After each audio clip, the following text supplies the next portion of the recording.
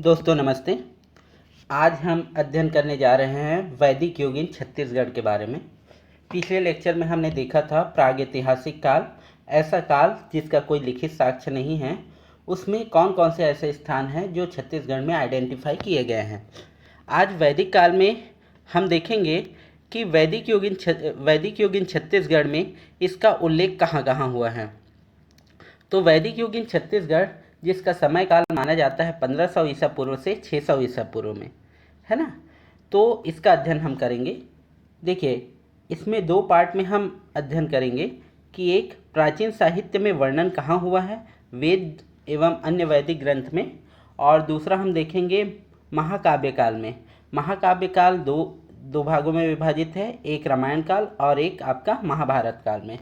तो आज हम अध्ययन करेंगे महाकाव्य काल में रामायण काल का, है ना। तो हम चलते हैं पहले पॉइंट में, प्राचीन साहित्य में वर्णन वेद एवं अन्य वैदिक ग्रंथ। तो जो वैदिक युगीन छत्तीसगढ़ है उसको दो भागों में बांट दिया गया है, पूर्व वैदिक काल और उत्तर वैदिक काल में। तो पूर्व वैदिक काल जिसको ऋग वैदिक काल भी कहते हैं, इसका जो कार्यकाल था, समय काल 1500 ईसा पूर्व से 1000 ईसा पूर्व के बीच में, और जो उत्तर वैदिक काल का जो समय काल था वो 1000 ईसा पूर्व से आपका 600 ईसा पूर्व के मध्य था। अब हम देखें कि पूर्व वैदिक काल जिसको ऋग वैदिक काल कहा जाता है, क्योंकि इसमें केवल ऋग्वेद की ही रचना हुई थी और अन्य 3 वेदों की रचना उत्तर वैदिक काल में हुई थी। तो पूर्व वैदिक काल में जो भारत था, भारत का जो पश्चिमी इलाका, जो राजस्थान और पंजाब वाला एरिया जिसको सप्त सैंधव प्रदेश भी कहा जाता था, तो यहाँ आर्यों का निवास स्थान था। ये इस स्थान से दक्षिण की ओर नहीं आए थे पूर्व वैदिक काल में।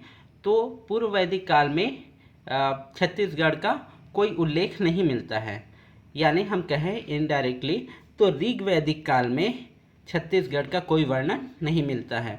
छत्तीसगढ़ में आर्यों से संबंधित कोई जानकारी पूर्व वैदिक काल में नहीं मिलती। लेकिन उत्तर वैदिक काल में क्या होता है जो अगस्त्य ऋषि थे उनके नेतृत्व में इनका दक्षिण भारत आगमन हुआ आर्यों का। तो इस दरमियान इनको छत्तीसगढ़ के दंडकारण्य क्षेत्र से गुजरना पड़ा था, जिसको उन्होंने दक्षिणापथ भी कहा, है ना। तो इसमें उत्तर वैदिक काल में इसका उल्लेख मिलता है। देखते हैं, आर्यों का जो प्रसार है अगस्त्य ऋषि के नेतृत्व में दक्षिण में हुआ। इसी समय आर्यों ने क्या किया था, बस्तर के अरण्य क्षेत्र से होकर दक्षिण भारत में प्रवेश किया था। यही क्षेत्र कौन सा क्षेत्र कहलाया आपका, महाकांतार, जो आजकल बस्तर के नाम से जाना जाता है। इसको दक्षिणापथ भी कहा गया क्योंकि जो दक्षिण भारत जाने का जो रास्ता था यहीं से होकर गुजरता था। उन्होंने इसी मार्ग का चयन किया था, इसलिए इस क्षेत्र को दक्षिणापथ के रूप में उन्होंने गौरवान्वित किया है। पूर्व वैदिक काल में ऋग्वेद में कोई वर्णन नहीं मिलता। छत्तीसगढ़ में आर्यों से संबंधित जानकारी इसमें नहीं मिलती। आर्यों का जो प्रसार था वो केवल पश्चिम भारत तक ही था, और ऋग्वेद में नर्मदा नदी एवं विंध्य पर्वत का कोई उल्लेख नहीं है। ये पूछा गया प्रश्न है, इसलिए मैंने इस पॉइंट को शामिल किया कि ऋग्वेद में नर्मदा नदी और विंध्य पर्वत का कोई उल्लेख नहीं है। वो उत्तर वैदिक काल में नर्मदा नदी और विंध्य पर्वत का उल्लेख आता है, उसको देख लेते हैं। देखिए, उत्तर वैदिक काल में एक कौशितकी उपनिषद और आपका एक शतपथ ब्राह्मण। तो कौशितकी उपनिषद जो है उनमें विंध्याचल पर्वत का वर्णन मिलता है, और जो परवर्ती वैदिक साहित्य यानी उत्तर वैदिक काल की ही बात है उसमें नर्मदा नदी का जो उल्लेख मिलता है वो रेवा के रूप में मिलता है, यानी कि नर्मदा नदी का जो प्राचीन नाम था वो रेवा था। उसी प्रकार जो शतपथ ब्राह्मण है उसमें पूर्व और पश्चिम में समुद्रों का उल्लेख मिलता है। तो अगर नर्मदा नदी और विंध्याचल पर्वत है छत्तीसगढ़ के उत्तर भाग में, और नर्मदा नदी भी अमरकंटक से होकर निकलती है, तो ये जो छत्तीसगढ़ का भाग है वो इसको टच करता है। तो संभवतः इस काल में आर्यों का जो आगमन था इस क्षेत्र में हो गया था, और वो भली भांति छत्तीसगढ़ से परिचित थे। तो इसमें कंक्लूजन ये निकलता है कि पूर्व वैदिक काल में आर्यों का जो प्रसार था पश्चिम क्षेत्र में था, और इस काल में छत्तीसगढ़ से संबंधित कोई साक्ष्य नहीं मिलते हैं, और उत्तर वैदिक काल में आर्यों के आगमन का साक्ष्य मिलता है। और ये कौशितकी उपनिषद, शतपथ ब्राह्मण और आपके नर्मदा नदी का जो उल्लेख है उसका उल्लेख उत्तर वैदिक काल में मिलता है। अब हम देखते हैं जो महाकाव्य काल था। महाकाव्य काल में रामायण काल और महाभारत काल आते हैं। इसके साथ ही इसमें पुराणों को भी शामिल किया गया है। तो इसको हम इस लेक्चर में हम रामायण काल के ऊपर कॉन्सेंट्रेट करते हैं। अगले लेक्चर में हम महाभारत काल और पुराणों के संबंध में हम अध्ययन करेंगे। तो महाकाव्य काल में छत्तीसगढ़ का पर्याप्त उल्लेख है, चाहे वो रामायण हो चाहे वो महाभारत हो। अब हम देखते हैं कि जो रामायण काल में जो विंध्य पर्वत था, विंध्य पर्वत के दक्षिण में एक कोसल नाम का राज्य था। ये जानने का स्रोत है कोसल खंड करके एक अप्रकाशित ग्रंथ है। इसमें दिया गया है कि इसके दक्षिण में जो कोसल राज्य था वो 16 महाजनपदों में से एक था, क्योंकि उस समय जो क्षेत्र थे वो जनपद और महाजनपद में विभक्त थे, है ना। तो 16 महाजनपदों में से एक कोसल राज्य था, कोसल महाजनपद, जो नागपत्तन के पास था, है ना। उसी वंश में उसके जो संस्थापक हुए राजा कोसल हुए, उन्हीं के नाम पर इस क्षेत्र का नाम कोसल पड़ा। और इसी राजा कोसल को महाकोसल के ही नाम से जानते हैं, जो कोसला ग्राम में अपनी राजधानी बनाकर शासन किए थे। ये जो कोसला ग्राम है वो बिलासपुर में एक गांव के रूप में आइडेंटिफाई हुई है। अब ये राजा कोसल के वंश में एक राजा हुए राजा भानुमंत, जिनकी पुत्री थी एक कौशल्या। माता कौशल्या का जब विवाह हुआ वो दशरथ जो अयोध्या के राजा थे, सरयू नदी के किनारे जो अयोध्या है उसके जो राजा थे दशरथ, उनके साथ इनकी शादी हो जाती है, विवाह होता है। इसको राजा भानुमंत की बेटी के कारण भानुमति भी बोला जाता है। तो इसमें एक कॉन्सेप्ट समझिए कि ये आपका उत्तर प्रदेश वाला भाग, उसी से टच हुआ भाग है आपका छत्तीसगढ़। तो ये जो कोसल था ये इस प्रकार ये दोनों क्षेत्रों में विभाजित था। ये ऊपर का भाग जिसमें दशरथ शासन करते थे ये उत्तर कोसल कहलाता था, और जिसमें राजा भानुमंत शासन करते थे वो दक्षिण कोसल कहलाता था, है ना। तो दक्षिण कोसल के राजकुमारी की शादी होती है उत्तर कोसल के राजा के साथ, जिनके पुत्र होते हैं राम। दशरथ की 4 रानियां रहती हैं, जिनमें से एक कौशल्या माता होती हैं। दशरथ और कौशल्या माता का पुत्र होता है राम। अतः हम कह सकते हैं कि भगवान श्री राम का जो ननिहाल था वो छत्तीसगढ़ ही था, दक्षिण कोसल ही था। अब कालांतर में जब राम के 2 पुत्र होते हैं, लव और कुश, तो ज्येष्ठ पुत्र जो लव रहते हैं उनको उत्तर कोसल का शासन मिलता है, और जो कनिष्ठ पुत्र रहते हैं कुश, उनको दक्षिण कोसल का शासन मिलता है, जो श्रावस्ती को अपनी राजधानी बनाकर, राजधानी श्रावस्ती यानी कि कुश स्थली, ये आइडेंटिफाई हुआ है सिरपुर के नाम से। तो सिरपुर में ये शासन करते हैं दक्षिण कोसल में। तो रामायण कालीन जो साक्ष्य मिले हैं उसके अनुसार दक्षिण कोसल में राजा भानुमंत ने और राम के कनिष्ठ पुत्र कुश शासन करते हैं। आगे हम चलें तो देखते हैं कि छत्तीसगढ़ में कौन कौन से ऐसे स्थान आइडेंटिफाई हुए हैं जिसका वर्णन रामायण में है। पहले नाम देखते हैं, फिर हम इसका वर्णन करेंगे।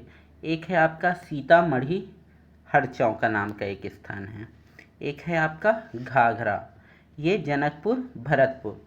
ये जनकपुर भरतपुर का जो स्थान है, माना जाता है कि राजा दशरथ की जब मृत्यु होती है तो जब भरत श्री राम से मिलने आते हैं और भरत मिलाप होता है इस समय वनवास काल के दौरान, तो ये वो स्थान है जहाँ भरत मिलाप हुआ रहता है राम और भरत का।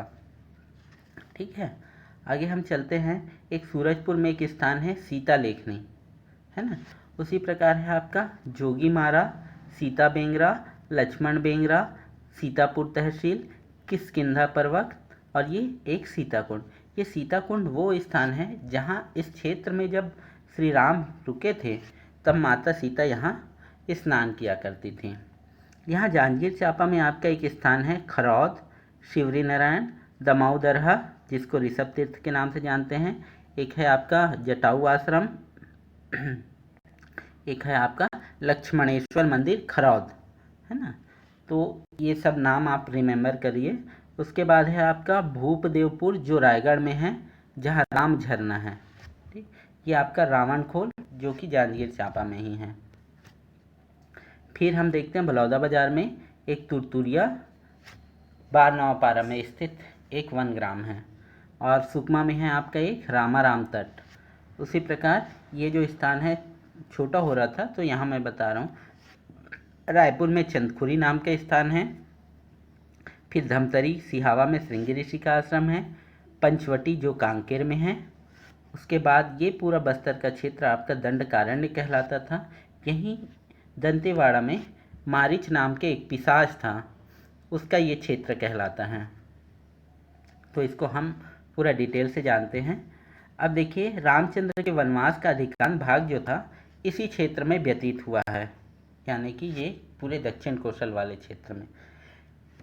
जब इनको वनवास काल हुआ तो हो सकता है श्री राम या तो ऊपर की ओर चले जाते हिमालय पर्वत की ओर, या दक्षिण कौशल की ओर, है ना, या तो इस क्षेत्र में जा सकते थे पूर्व पश्चिम की ओर या पूर्व की ओर। तो उनका मानना था कि उनका जो ननिहाल है वो है दक्षिण कौशल, तो उन्होंने ही इस क्षेत्र का चयन किया था, है ना। एक फैक्ट है कि बिलासपुर के समीप जो कोसला ग्राम है रामायण काल से संबंधित माना जाता है। आगे हम चलते हैं। जो हरचौका या सीतामढ़ी का स्थान है, वहाँ भगवान राम का छत्तीसगढ़ में प्रवेश द्वार कहलाता है, जो कि पवई नदी के तट पर है ना। यानी छत्तीसगढ़ में जो प्रवेश हुआ श्री राम का, वो हरचौका सीतामढ़ी के नाम से ही जाना जाता है। यहाँ सीता रसोई के साक्ष्य मिले हैं। माना जाता है कि माता सीता यहीं अपना भोजन बनाती थी।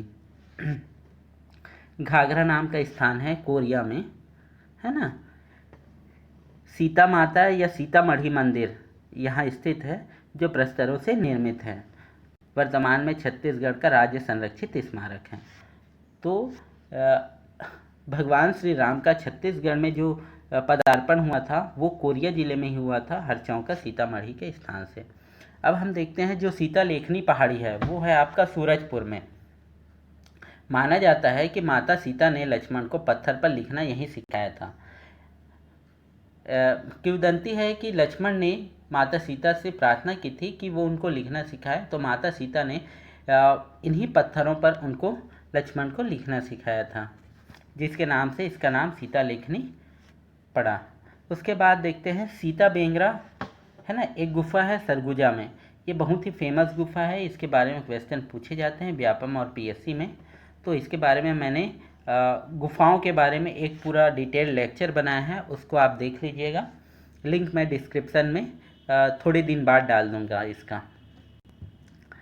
ये इसमें सीता माता और भगवान राम, है ना, इनका निवास स्थान माना जाता है। जब ये वनवास काल में थे तो माता सीता और भगवान राम यहीं सीता बेंगरा की गुफाओं में रुकते थे। यहाँ जो प्राचीनतम नाट्यशाला मिली है वो विश्व की सबसे प्राचीन नाट्यशाला है ना। माना जाता है कि ये जो नाट्य शास्त्र के प्रणेता थे भरत मुनि, उनसे भी प्राचीन ये क्या है, ये नाट्यशाला है। और कई का मानना है कि भरत मुनि ने ही इस नाट्यशाला का निर्माण करवाया था। इसकी निर्माण अवधि है दूसरी ईसा पूर्व से तीसरी ईसा पूर्व के बीच में, ठीक है। आगे हम चलते हैं। जो लक्ष्मण बेंगरा गुफा है ये आसपास ही हैं, सीता बेंगरा, लक्ष्मण बेंगरा, सरगुजा में। माना जाता है कि वनवास काल के दौरान भगवान लक्ष्मण जो थे यही निवास करते थे। आगे हम चले, जो सीतापुर तहसील है सरगुजा में, माना जाता है कि यह माता सीता के नाम पर ही इनका नामकरण हुआ है। आगे हम चले, जो भूपदेवपुर है रायगढ़ में, यहाँ झरना है राम झरना, ये इसका है भूपदेवपुर का। तो माना जाता है कि भगवान श्री राम को जब प्यास लगती है तो ये पत्थर पर अपना बाण चलाते हैं, जिससे एक झरने का निर्माण होता है। वही जो झरना है राम झरना के नाम से जाना जाता है। श्रृंगी ऋषि का आश्रम है। श्रृंगी ऋषि रामायण काल के बहुत ही प्रसिद्ध ऋषि थे।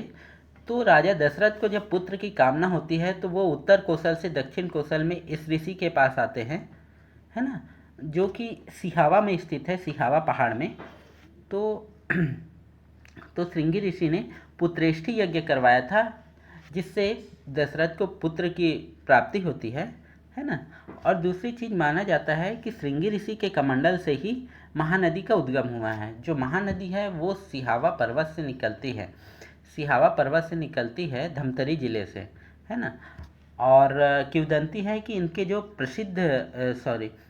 इनके जो प्रिय शिष्य थे महानंदा, उन्हीं के नाम पर इसका नामकरण महानदी हुआ है। आगे हम नीचे आए तो पंचवटी कांकेर, पंचवटी कांकेर में माना जाता है कि माता सीता का अपहरण जो हुआ था यही हुआ था। इसको हम एक स्टोरी के माध्यम से समझते हैं कि ये जो छत्तीसगढ़ है यहाँ था आपका दंतेवाड़ा क्षेत्र, ये था आपका कांकेर और ये था आपका जांजगीर चांपा। तो क्या हुआ कि रावण को जब माता सीता का अपहरण करना रहता है तो ये आते हैं दंतेवाड़ा क्षेत्र में। ये यहाँ अपना एक सहायक ढूंढते हैं मारीच, है ना। मारीच को अपना सहयोगी ढूंढते हैं और इन्हीं के साथ माता सीता का अपहरण करने जाते हैं कांकेर। जब पंचवटी में इनका अपहरण कर लेते हैं तो ये जान लीजिए ये दंतेवाड़ा क्षेत्र था, उस समय के जो मारीच था उसका क्षेत्र माना जाता है। और ये जो अपहरण करके जाते रहते हैं अपने विमान से, पुष्पक विमान से, तो यहाँ पर उनका सामना होता है गिद्धराज जटायु से। तो जटायु उनका मार्ग रोकते हैं और रावण से उनका युद्ध होता है। तत्पश्चात उनकी मृत्यु हो जाती है, गिद्धराज जटायु की मृत्यु हो जाती है। तो उसके बाद क्या होता है ये मैंने लिख दिया है, जटायु पर्वत है आपका जांजगीर चांपा शक्ति तहसील में। तो उसके बाद श्री राम जो हैं वो इस क्षेत्र से ढूंढते ढूंढते यहाँ जांजगीर चांपा जाते हैं। जांजगीर चांपा में जो जटायु अर्धमृत अवस्था में रहते हैं उनसे मुलाकात करते हैं। तो उनका मार्ग प्रशस्त करते हुए जटायु उन्हें बताते हैं, रास्ता बताते हैं। और दूसरी बात यह है कि जो जटायु को मृत्यु हो जाने पर ये क्या करते हैं, अपने पिता के समान इनका अंत्योष्टि करते हैं। फिर ये आगे बढ़ते हैं, ये आगे जाते हैं शिवरी नारायण में। शिवरी नारायण है आपका जांजगीर चांपा में, जहाँ अभी भी सबरी आश्रम स्थित है। माना जाता है कि माता सबरी ने जो श्री राम को झूठे बेर खिलाई थी वो इसी स्थान पर खिलाई थी। कहा जाता है कि माता जो सबरी थी वो बहुत वर्षों से श्री राम का जो राह है वो जो होते रहती है कि श्री राम आएंगे और मैं दर्शन करूंगी करके। तो वनवास काल के दौरान ऐसे ही माता सीता को ढूंढते ढूंढते इनके आश्रम में इनका आगमन होता है और फिर वो आगे बढ़ते हैं खरौद की ओर। जो खरौद है वो माना जाता है कि सबरी से जो सबरी आश्रम है उसके पास ही है, 3 किलोमीटर के आसपास में खरौद है शिवरी नारायण, जिसका प्राचीन नाम है आपका इंद्रपुर। इसे छत्तीसगढ़ का काशी भी कहा जाता है। ये राजा खरदूषण का क्षेत्र है, जो रामायणकालीन राजा खरदूषण है उसका क्षेत्र माना जाता है। और श्री राम के कहने पर ये जो लक्ष्मण जी हैं ये इनका वध कर देते हैं इस क्षेत्र में। तो इसी खरौद में राजा खरदूषण द्वारा एक शिव मंदिर स्थापित है ना। राजा खरदूषण द्वारा भगवान शिव का मंदिर स्थापित है। इसी मंदिर पर लक्ष्मण क्या करते हैं, जलाभिषेक करते हैं।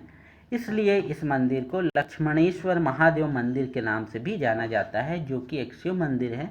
और हमारे इतिहासकारों ने माना है कि इस लक्ष्मणेश्वर शिव मंदिर का निर्माण सोमवंशी राजाओं ने करवाया था। तो एग्ज़ाम में यही लिया जाएगा, सोमवंशी राजाओं द्वारा निर्माण करवाया गया था।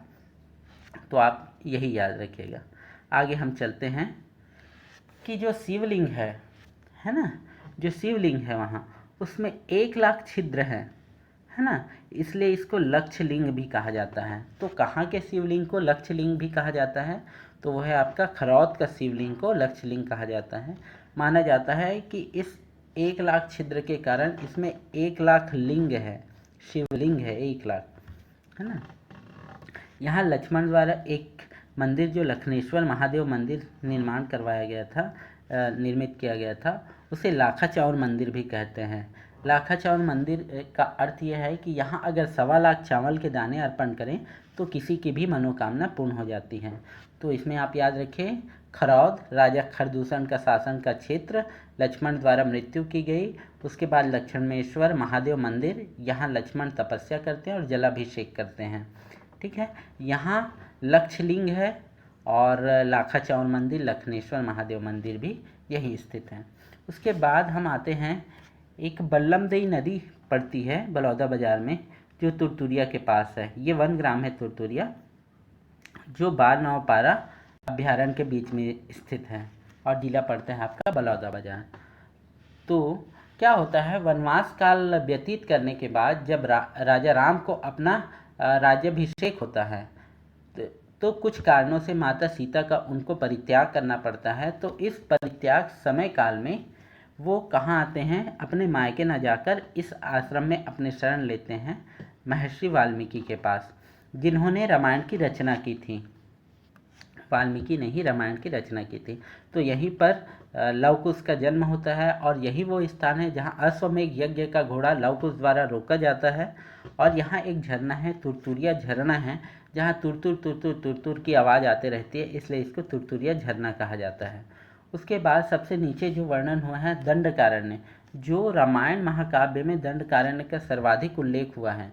माना जाता है कि लक्ष्मण को जब शक्तिबाण जब मेघनाथ जी मारते हैं, उसके बाद वो मूर्छित हो जाते हैं, तो उनके जीवन को बचाने के लिए संजीवनी की जरूरत होती है। तो हनुमान जो है वायु मार्ग से दंडकारण्य के जंगलों के ऊपर से गुजरते हैं, तो यहीं उसका उल्लेख आता है। दंडकारण्य के संजीवनी ले जाने के लिए मार्ग में कुछ समय के लिए दंडकारण्य के साल वनों का जो है वर्णन हुआ है रामायण में। तो भगवान राम द्वारा भी कुछ समय इस क्षेत्र में व्यतीत किया गया था। फिर देखते हैं जो किष्किंधा पर्वत है। किष्किंधा पर्वत जो कि रामायण में इसका उल्लेख है, वो सरगुजा में है। राजा बाली और सुग्रीव का ये निवास क्षेत्र माना जाता था और इसी क्षेत्र में श्री राम ने बाली का वध किया था। एक है आपका लक्ष्मण खोह करके एक गुफा है, जिसमें लक्ष्मण के पांव के निशान मिले हैं, ये भी सरगुजा में ही स्थित है। शिवरी नारायण और खरौद के बारे में जानते हैं। मेन फैक्ट, जो शिवरी नारायण है वो विष्णु भगवान को मानने वालों का एक तीर्थ स्थल कहलाता है, विष्णुकांक्षी स्थल है। ठीक है, और जो खरौद है वो शिवकांक्षी स्थल है, क्योंकि यहाँ शिव मंदिर है। हमने देखा कि लक्ष्मण द्वारा शिव मंदिर का निर्माण करवाया गया था। तो ये याद रखिए, शिवरी नारायण आपका है विष्णुकांक्षी, खरौद है आपका शिवकांक्षी। इस प्राचीन समय में क्या होता था, जो जगन्नाथ मंदिर का जो जाने का रास्ता होता था इसी क्षेत्र से गुजरता था। अतः इसकी जो तुलना है शिवरी नारायण के जगन्नाथ मंदिर जो उड़ीसा में है उससे इसकी तुलना की जाती है, और खरौद की जो तुलना है वो भुवनेश्वर के लिंगराज से की जाती है। ये जो खरौद है वो छत्तीसगढ़ का कांसी भी कहलाता है। ठीक है, आगे हम चलें। जो रेन खोल है, जो रावण की गुफा है, रावण खोल भी इसको बोलते हैं, ये शक्ति में स्थित है। तो खोल जहाँ आएगा वो है आपकी गुफा। फिर आता है एक रायपुर के निकट है चंदखुरी, जहाँ पुलिस ट्रेनिंग एकेडमी भी है। वहाँ माता कौशल्या का एकमात्र मंदिर है। देखिए, जो दक्षिण कौशल था उस समय राजा भानुमंत का शासन था। राजा भानुमंत का शासन होने के कारण ये भी क्षेत्र था उनके प्रभाव क्षेत्र के अंतर्गत आता था, इसलिए यहाँ माता कौशल्या का एक मंदिर बनाया गया है। और जो सुसेन वैद्य है, रामायण काल के सुसेन वैद्य, वो यहीं के निवासी थे ऐसा माना जाता है। जो बारसूर है वो माना जाता है कि एक असुर है बाणासुर, उसकी नगरी है। जो कुटुमसर गुफा में श्री राम यहाँ भ्रमण करने के लिए आए थे। और कोटा जो है, कोटा इंजरम बाणासुर की नगरी कहलाती है। आगे हम चलें कि छत्तीसगढ़ में वन मार्ग में कौन कौन से ऋषियों से श्री राम की भेंट हुई थी। देखिए, जब वो इस क्षेत्र में आए थे तो बहुत सारे ऋषियों का उस समय तपस्या स्थल था, तो वो ऋषियों का बहुत ज़्यादा सम्मान करते थे और मार्ग में जितने भी ऋषि होते थे उनसे उनका मिलाप होते जाता था, वो मिल के ही निकलते थे उनसे। तो ऐसे सिहावा में सप्त ऋषि आश्रम था, जहाँ श्रृंगी ऋषि, मुचकुंद ऋषि, कंक ऋषि, सुतीक्ष्ण ऋषि, अगस्त, अंगिरा, गौतम, सरभंग ऋषियों से ये भेंट करते हुए निकलते हैं। एक जमदाग्नि आश्रम है, जमदाग्नि आश्रम वो देवगढ़ सरगुजा में है। जो मांडव्य ऋषि का आश्रम है वो फिंगेश्वर राजिम के आसपास, फिंगेश्वर राजिम के आसपास ही है, लेकिन ये महासमुंद जिला में पड़ता है। जो लोमस ऋषि का आश्रम है वो राजिम में है, मोस्ट इम्पॉर्टेंट लोमस ऋषि का आश्रम राजिम में। अन्य कौन कौन से आश्रम पड़ाव में थे? कोरिया, छतौड़ा आश्रम, यहाँ मतंग ऋषि का जो आश्रम है, जो सबरी के गुरु थे, वो हैं। फिर देवसील आश्रम है, बिल द्वार गुफा है सरगुजा, फिर महरमंडा आश्रम है आपका, इसी क्षेत्र में है, दक्षिण कौशल वाले क्षेत्र में। आगे हम चलें कि वर्तमान काल में छत्तीसगढ़ सरकार का एक ये है कि जितने भी रामायणकालीन स्थल हैं उनका जीर्णोद्धार कर उनको पर्यटन के दृष्टिकोण से उन्नत बनाया जाए। इसलिए उन्होंने 137.45 करोड़ की एक योजना रखी है, जिसमें रामायणकालीन स्थलों के 9 स्थलों को ये उन्नत बनाने की कोशिश करेंगे। तो ये जो प्रोजेक्ट में 9 क्षेत्र शामिल हैं उनको याद रखिएगा। सीतामढ़ी हरचौका कोरिया में, रामगढ़ की पहाड़ी अंबिकापुर, जहाँ शिवरी नारायण जांजगीर चांपा, तुरतुरिया बलौदा बाजार, चंदखुरी रायपुर, राजिम गरियाबंद, सिहावा का सप्तऋषि आश्रम, और जो जगदलपुर बस्तर है, ये पहले से ही जो रामायण सर्किट की जो योजना है केंद्र सरकार के, जिसमें 15 क्षेत्र को शामिल किया गया था, उसमें छत्तीसगढ़ का एकमात्र क्षेत्र जगदलपुर शामिल है, यानी दंडकारण्य वाला भाग, और एक रामाराम जो है सुकमा, जहाँ रामाराम का मेला भी लगता है। ठीक है, तो इस प्रकार हमारा रामायणकालीन छत्तीसगढ़ पूर्ण होता है। इसमें एक फैक्ट और याद रखिएगा कि जो रामायण के रचयिता है वाल्मीकि हैं, है ना। और दूसरी बात यह है, जो मैंने बताया कि भरत मिलाप आपका होता है भरतपुर यानी कोरिया में। एक जगह आपके बुक में लिखा है कि जो भरत मिलाप होता है वो चित्रकूट के आसपास होता है।